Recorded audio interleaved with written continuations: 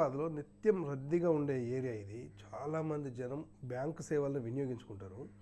అయితే ఘనత వహించిన మన ఎస్బీఐకి సంబంధించి చుట్టుపక్కల 2 కిలోమీటర్ల మేర అసలు ఏటీఎంలు పనిచేయడం లేదు. అన్నిటికంటే దౌర్భాగ్యం ఏంటంటే డిపాజిట్ మిషన్ కూడా లేదు. మీకు ప్రాంతం చూపిస్తా చూడండి.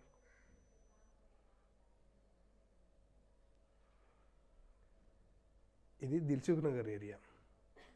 ఎమర్జెన్సీ డిపాజిట్ చేయడానికి అవసరం పడి తిరిగితే గూగుల్ మ్యాప్లో చూపించదు లొకేషన్. గూగుల్ మ్యాప్లో చూపించింది కూడా 10 AM to 4 PM లేదా 5 PM ఏదో క్లోజ్. డిపాజిట్ మిషన్కి సంబంధించి ఇప్పుడు మీకు చూపిస్తాను. పెద్ద లైట్ల పక్కన చిన్న అక్షరాలతో ఒక బోర్డు ఉంది. అది అసలు కనిపించడం కూడా లేదు. అడిగి అడిగి అడిగి లాస్ట్కి అక్కడికి వెళ్ళి ఓ సందు ఉంటుంది. ఆ సందులో లోపలికి వెళ్తే డిపాజిట్ మిషన్ ఉంది. ఎవరికి కనబడని పరిస్థితులలో అసలు ఎస్బీఐ ఎవరికి సేవలు అందిస్తుందో అర్థం అవడం లేదు. ప్రైవేట్ బ్యాంకులు పోటీపడి కస్టమర్లను ఆకట్టుకుంటుంటే ఎస్బీఐ ఇదేం పనితీరు?